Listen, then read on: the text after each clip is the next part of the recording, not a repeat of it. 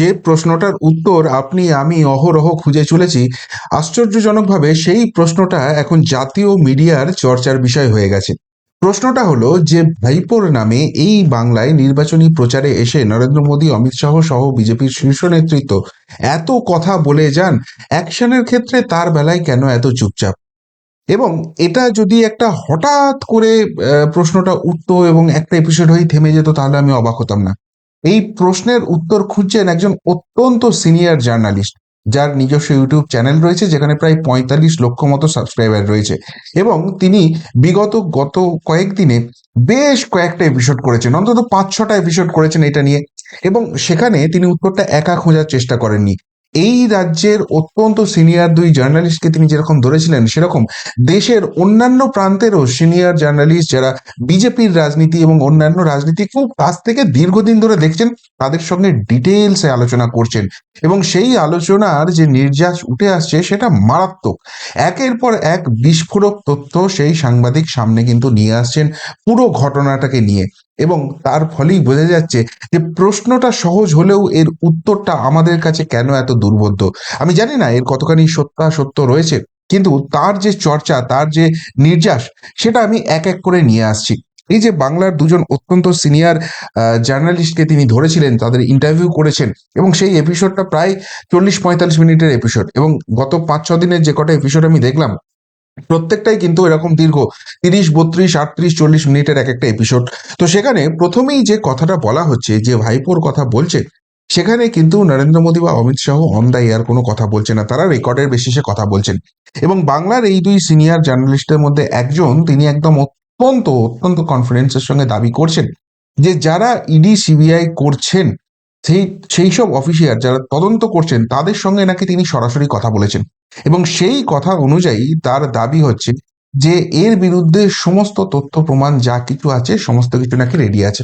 এবং যদি ED CBI কে হাত পা ছেড়ে দেওয়া হয়, তারা নাকি 2 ঘন্টার মধ্যেই এই এই গ্রেপ্তারের ঘটনা বা করা স্টেপ, যেটাই করার কথা, তারা করে দেখিয়ে দেবে। কিন্তু তাহলে তারা করছে না কেন? তাদের বক্তব্য হচ্ছে যে এই ফাইল কিন্তু অলরেডি যেখানে পাঠানোর, সেই সব টেবিলে চলে গেছে। অর্থাৎ একদম সর্বোচ্চ স্তরের মন্ত্রকে যে জায়গায় এটা যাওয়ার কথা, সেই টেবিলে চলে গেছে। এবং সেখান থেকে পরবর্তী নির্দেশ না আসলে তাদের আর বেশি কিছু করার নেই। কিন্তু তদন্ত, বিভিন্ন দুর্নীতির যে তদন্ত, যেখানে যেখানে অভিযোগ আছে, সেখানে কিন্তু বহু তথ্য আছে, এবং সেখান থেকে কড়া স্টেপ নেওয়ার মতো জায়গায় তারা আছে। এবং সেখানে কোনো রকম বেরোনোর জায়গা নেই। এটা কিন্তু সেই সিনিয়র বাংলার জার্নালিস্ট দাবি করছেন। এবং তার দাবি, তিনি কিন্তু ইডি সিবিআই যারা তদন্তকারী অফিসার, তাদের সঙ্গে কথা বলে তবেই কিন্তু তিনি এই এই কথাটা জানাচ্ছেন প্রকাশ্যে। এবার প্রশ্ন আসতে পারে যে তাহলে যদি সর্বোচ্চ মন্ত্রকের কাছেই সেই সমস্ত তথ্য পৌঁছে গিয়ে থাকে, তাহলে সেখান থেকে কেন নির্দেশ আসছে না? এখানে আরেকজন যে বাঙালি সিনিয়র জার্নালিস্ট ছিলেন, তার দাবিটা আবার খুব অদ্ভুত। তিনি বলছেন যে 2024 সালের যে লোকসভা নির্বাচন হয়েছিল, সেখানে নাকি একটা সো কল ডিল হয়েছিল। সেটাকে আমরা সেটিং বলতে পারেন, কেউ ডিল বলতে পারেন, কেউ রাজনৈতিক সমঝোতা বলতে পারেন। কি ছিল সেই রাজনৈতিক সমঝোতা? তার মতে সমঝোতাটা ছিল এরকম যে এই ভাইপো দিল্লিতে যেখানে যেখানে জ্যাক আছে, সেখানে গিয়ে আপ্রাণভাবে চেষ্টা করেছিলেন, কেননা তার কাছেও খবর আছে যে সেখানে কি কি হয়ে গেছে, কি কি তথ্য প্রমাণ তার বিরুদ্ধে গেছে, এবং তার কি হাল হতে পারে। এবং সেখানে গিয়ে যোগাযোগ করে তিনি যেটা জানিয়েছিলেন যে তাকে কোনো রকম ডিস্টার্ব যেন না করা হয়, এমনকি তাকে নির্বাচনে জিততেও যাতে কোনো রকম বাধার সৃষ্টি না করা হয়। তার বদলে তিনি কি দেবেন? তার বদলে তিনি যেটা দেবেন সেটা হচ্ছে লোকসভা নির্বাচনে বেশ কয়েকটি আসন কিন্তু তিনি একটি নির্দিষ্ট দলকে পাইয়ে দেবেন। এবং সেই আসনগুলো পাইয়ে দেওয়ার জন্য সেখানে তিনি প্রচারে যাবেন না। এমনকি তার হাতে সংগঠনের একটা বড় অংশ রয়েছে, যেহেতু তিনি বড় পোস্ট হোল্ড করেন, তিনি তার সেই সংগঠনকেও সরাসরি ময়দানে নামতে বারণ করে দেবেন। এবং এর পাশাপাশি তার হাতে অন্তত 45 থেকে 50 জন নাকি এমএলএ আছে। লোকসভা নির্বাচনে যদি সেই ফলাফল হয়, সেই কাঙ্ক্ষিত ফলাফলটা হয়, অর্থাৎ তিনি নিজে জিতবেন কিন্তু দলের অনেকে হেরে যাবেন, বিশেষ করে সিনিয়র লিডারশিপ তারা যদি হেরে যায়, তারপরেই কিন্তু এখানে আসল খেলা হবে। এবং অন্যান্য রাজ্যে বিজেপির যে স্টাইল আছে, সেই স্টাইলটাকেই ফলো করে এখানে কিন্তু একটা রাজনৈতিক ডামাডোল হবে। এখন এই জায়গাটায় শীর্ষ নেতৃত্ব কথা রাখে, তারা সেখানে খুব একটা ডিস্টারবেন্স ক্রিয়েট করে না, সেখানে প্রার্থী ঘোষণা করতে অনেক ডিলে করে, এমনকি প্রচারে শীর্ষ স্তরের কেউ পৌঁছন না, এবং দেখাও যায় যে খুব বড় ব্যবধানে জিতেছেন। কিন্তু আশ্চর্যজনকভাবে তার সঙ্গে অন্য একটা ঘটনা ঘটে। ইনি সংগঠনের সবাইকে বসিয়ে দেওয়ার পরে, প্রচারে না যাওয়ার পরেও বহু বড় সংখ্যক আসনে তার দলের লোকেরাই জিতে যায়। এবং এই ঘটনায় কিন্তু অতিরিক্ত ক্ষুব্ধ হন যাদের সঙ্গে তিনি এই কথাবার্তা বলে পুরো ব্যাপারটাকে নাকি সামাল দিয়েছিলেন, বা পুরো ব্যাপারটাকে, পুরো জিনিসটাকে তিনি চক আউট করেছিলেন। এবং তার থেকেও বড় কথা, এরপর যখন খোঁজ খবর নিয়ে দেখা যায় যে যেহেতু তিনি সংগঠনের একটা অংশকে বসিয়ে রেখেছিলেন, নিজে প্রচারে যাননি, তারপরও তারা জিতেছেন, হাতে থাকা ওই যে 40, 45, 50 জন এমএলএ এর কথা বলছিলেন, সেই সংখ্যাটা কিন্তু অসম্ভব রকম কমতে শুরু করেছে। তারাও নাকি দূরত্ব বাড়াতে শুরু করেছে। এবং এই জায়গা থেকে তিনি নিজে বিশাল ব্যবধানে হয়তো জিতেছিলেন, কিন্তু জেতার পরও তার মুখে একটু হাসি ছিল না, সেখানে গিয়ে ভয়ে কুঁকড়ে যাওয়া ছবি ছিল। এটাকেই কিন্তু পয়েন্ট আউট করেছেন, বলছে সেদিনকে নির্বাচনে যেদিনকে ফলাফল বেরোচ্ছে, দল ভালো ফলাফল করেছে, নিজে বড় ব্যবধানে জিতেছেন, কিন্তু বিকেলে যখন প্রেস কনফারেন্স করছেন, সেই সময় তার মুখের অভিব্যক্তি দেখুন। মুখের অভিব্যক্তির একটাই কারণ, যে যে দাবিটা তিনি করে এসেছিলেন দিল্লিতে, সেই দাবির একটাও ফুলফিল হয়নি, অথচ তাকে যে ডিস্টারবেন্স না করার কথা, সেই কথাটা কিন্তু লেখা হয়েছিল। এখন তিনি যেখানে যেখানে এই ডিলটা করার জন্য কথা বলেছিলেন, সেখানে গিয়ে তিনি কি জবাব দেবেন, এই জায়গা থেকেই তার মুখের অবস্থাটা সেই রকম ছিল সেই দিন বিকেলে। এইটা হচ্ছে তার দাবি। এবার এর পরের ঘটনাটা আরো ইন্টারেস্টিং হয়েছে। এই যে ঘটনাটি তিনি করেছিলেন দিল্লিতে গিয়ে, এই যে কাণ্ড কারখানা করেছিলেন, সেই খবর এখন সিনিয়রদের, দলের সিনিয়র লিডারদের কাছে চলে এসছে। ফলে তারা গেছেন ক্ষেপে। তারা বলছেন যে ইনি যদি এই জিনিস করেন, নিজেকে বাঁচাতে যদি এইভাবে স্বার্থবলি করা হয়, তাহলে এক তো পরাজয় ঘটবে, দুই এই দুর্নীতির তদন্ত দলের অনেকের বিরুদ্ধেই ঘটছে, তাদের অবস্থা অত্যন্ত খারাপ হবে। ফলে একে এখন কোণঠাসা করতে হবে। একে যদি কোণঠাসা না করা হয়, এর যদি ক্ষমতা কেড়ে নেওয়া না হয়, তাহলে তারা বিদ্রোহী হবেন, বিদ্রোহী হয়ে আলাদা দল করবেন, রাজনৈতিক সন্ন্যাস নিয়ে নেবেন, ব্যাপার। কিন্তু তারা এই লিডারশিপটা আর মেনে নেবেন না, এবং তারপরেই নাকি দলের মধ্যে অনেক চেঞ্জেস ইতিমধ্যেই দেখা যাচ্ছে। এবং সব থেকে বড় কথা, যে এই এই চেঞ্জেসগুলো আগামী দিন আরো বেশি করে দেখা যাবে। এবং এই দুই সিনিয়র জার্নালিস্টেরই দাবি যে এই যে 40, 45 জন এমএলএ ছিল নির্বাচনের আগে, 2024-এর ভোটের আগে, সেই সংখ্যাটা কমতে কমতে কমতে কমতে এখন ম্যাক্সিমাম 15, 18, তার বেশি নেই। ফলে চাপটা কিন্তু আরো বেড়ে গেছে। একদিকে কোণঠাসা হচ্ছে, একদিকে সিনিয়র লিডাররা খেপে গেছে, অন্যদিকে এই যে হাতে থাকা সংখ্যাটা, সেটা হাত থেকে ক্রমশ কমতে শুরু করে দিয়েছে। ফলে অবস্থা রীতিমতো সঙ্গীন হয়ে গেছে। তাহলে তাহলে এখন উপায় কি আছে? উপায় একটাই যেটা আছে, সেটা হচ্ছে যে এই মুহূর্তে কিন্তু পশ্চিমবঙ্গে কোনো বড় নির্বাচন নেই। ফলে এখনই তার উপর খুব একটা চাপ আসছে না, কেননা যদি চাপ আসেও, যদি কোনো কড়া স্টেপ নেওয়াও হয়, সেই যে অ্যাকশনের ফলটা, সেটা নির্বাচনের বাক্স অবধি টেনে নিয়ে যেতে অনেক দিন সময় আছে। ফলে এই মুহূর্তে শীর্ষ নেতৃত্ব যারা দিল্লিতে বসে রয়েছেন, তারা কিন্তু এই নিয়ে খুব একটা মাথা ব্যথা দেখাচ্ছেন না। তাদের হাতে অন্য অন্য রাজ্যের নির্বাচন আছে, সেই সব নিয়ে ব্যস্ত আছেন। আর এর মাঝখানেই তাকে একটা কঠিন টাস্ক দেওয়া হয়েছে। সেই কঠিন টাস্কটা কি? কঠিন টাস্কটা হচ্ছে যে তাকে একটা বড় কিছু করে দেখাতে হবে, এবং সেই বড় কিছু করে দেখানোটা কিছুতেই কিছুতেই যেন মহারাষ্ট্রের অজিত পাওয়ারের থেকে কম না হয়। অর্থাৎ দল ছিনিয়ে নাও, প্রতীক ছিনিয়ে নাও, একটা বড় সংখ্যায় বার করে নিয়ে আসো। তার মাঝখানে এইসব রাজ্যের যে ইলেকশন আছে, সেই ইলেকশনগুলো নিয়ে আমরা ব্যস্ত আছি, এইগুলো মিটলেই তো আমরা পশ্চিমবঙ্গ নিয়ে ঝাঁপাবো। সুতরাং তার মাঝখানে তুমি করো। না হলে এই যে বিভিন্ন দুর্নীতি কাণ্ড রয়েছে, সেই দুর্নীতি কাণ্ডের জন্য যা যা তথ্য প্রমাণ রয়েছে, এবং তার জন্য যা যা অ্যাকশন হওয়ার কথা, সেগুলো ফল ইন প্লেস, এই জায়গাটা নাকি হবে।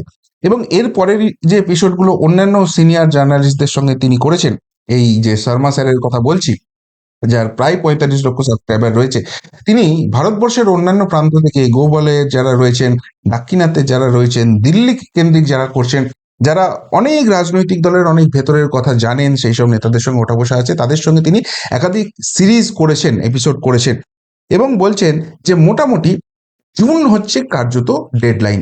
জুনের মধ্যেই একটা একটা আভাস পাওয়া যাবে যে সত্যিই যে কাজটা করতে বলা হচ্ছে, অজিত পাওয়ারের মতো কাজটা করতে বলা হচ্ছে, সেইটা করার মতো সামান্যতম তিনি করতে পারছেন কিনা।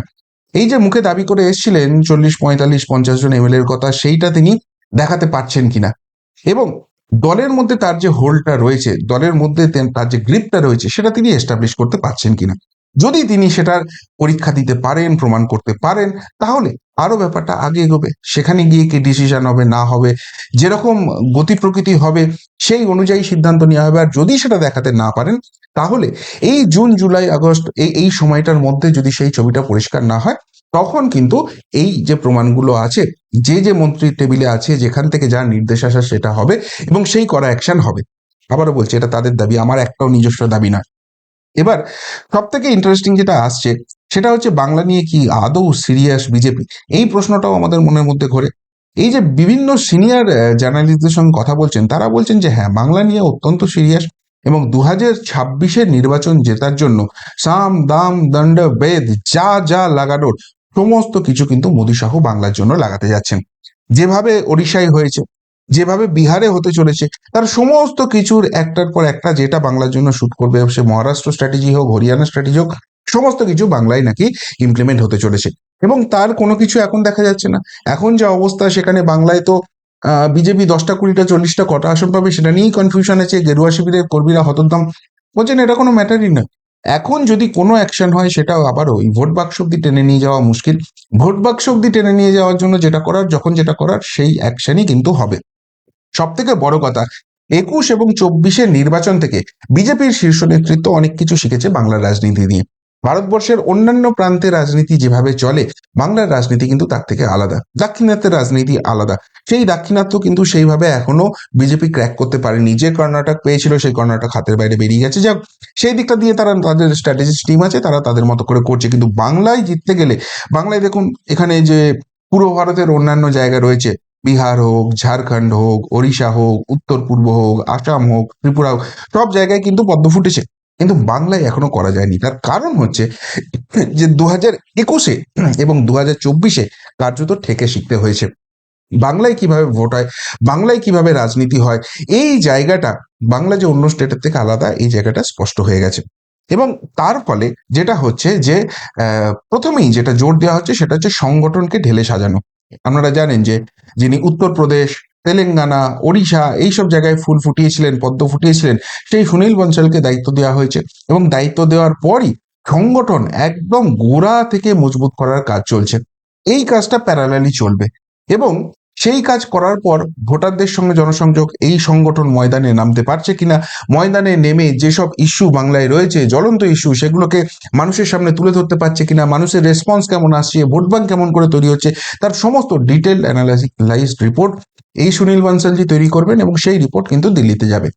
যদি সেখানে দেখা যায় যে বাংলাদেশ পরবর্তী ইস্যুতে এখানে হিন্দু ভোটের একত্রীকরণ হয়েছে, এখানে শহুরে ভোটটা তো এসেছিল লোকসভা ভোটে, সেটা দেখা গেছে, গ্রামীণ ভোটটাও তার পাশাপাশি এসে গেছে, প্রশাসনিক স্তরেও অনেক কিছু চাপ আসবে, সেই সব করে মানুষের মন বদলাচ্ছে এবং জেতার মতো, অন্তত 160-70 আসনে জেতার মতো জায়গায় চলে গেছে, তাহলে সেটা একরকমের স্ট্র্যাটেজি হবে। আর যদি না হয়, তখন ওই সাম দাম দণ্ডবে, তখন অনেক কিছু কিন্তু রাজনৈতিক খেলা হবে।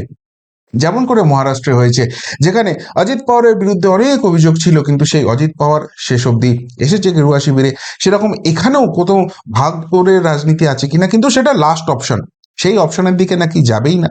মেন যেটা হচ্ছে, নিজের সাংগঠনিক শক্তির উপরেই কিন্তু লড়াই হবে এবং সেই সাংগঠনিক শক্তি তৈরি তৈরি করার জন্য এখন থেকেই কিন্তু খুঁটি সাজানো হচ্ছে। এবং এই যে পরিশ্রমটা হচ্ছে, এই যে ছকটা সাজানো হচ্ছে, সেটা 21 এবং 24-এর নির্বাচনের অনেক ভুল ত্রুটি ছিল, অনেক এখান থেকে জল মেশানো রিপোর্ট গেছে, সেই সমস্ত কিছু ছেঁকে একদম যারা দায়িত্ব নিয়ে কাজটা করতে পারেন, গ্রাউন্ড লেভেলে করতে পারেন, তাদেরকে দিয়েই কাজটা করানো হচ্ছে এবং সেটার উপরেই মূলত আস্থা রাখা হচ্ছে। আর এই সবের মাঝখানে অন্য রাজ্যের নির্বাচন রয়েছে এবং এখনই অ্যাকশন নিলে সেটা 26-এর ভোট বাক্স অব্দি যাওয়ার সম্ভাবনা কম রয়েছে বলে একটু ধীরে চলো নীতি নিয়ে চলছে। কিন্তু যদি কেউ ভেবে থাকেন যে বাংলা নিয়ে নাকি বিজেপি সিরিয়াস নয় এবং এখানে যাদের যাদের বিরুদ্ধে অভিযোগ করছে তাদের বিরুদ্ধে কিছুই পাওয়া যায়নি, সেখানে গোপন আঘাত আছে, সেটা কিন্তু সম্পূর্ণ ভুল জায়গা।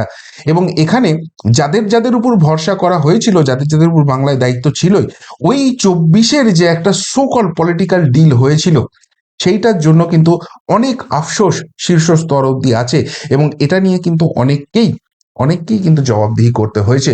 ফলে বাংলা নিয়ে অত্যন্ত সিরিয়াস, সঠিক সময়ে সঠিক সিদ্ধান্ত হবে এবং যখন যেটা করলে সংগঠন চাঙ্গা হবে, জনমত চাঙ্গা হবে এবং জনমত গেরুয়াপন্থী হবে, তখনই সেটা করা হবে। জানি না এটা কতখানি বাস্তবে হবে। আমরা বাংলার রাজনীতি যারা দেখি, এখানে দেখি অনেক কিছু খেলার চেষ্টা হয়, কিন্তু শেষ অবধি গিয়ে কোথাও ভোট পাকিয়ে যায় এবং বিজেপি কোথাও গিয়ে যেন রাস্তা ভুল করে। কিন্তু যে সিনিয়র জার্নালিস্টরা এই টপিক নিয়ে লাগাতার গত প্রায় ৫-৬ দিন ধরে আলোচনা করছেন, তাদের যে এক্সপেরিয়েন্স এবং তারা গেরুয়া শিবির এবং অন্যান্য শিবিরকে যতখানি ক্লোজ থেকে দেখেছেন, যতখানি তাদের ঘরের কথা জানেন, তাদের কথা কি নিতান্তই ফেলে দেওয়ার মতো? প্রশ্নটা কিন্তু জাগছে।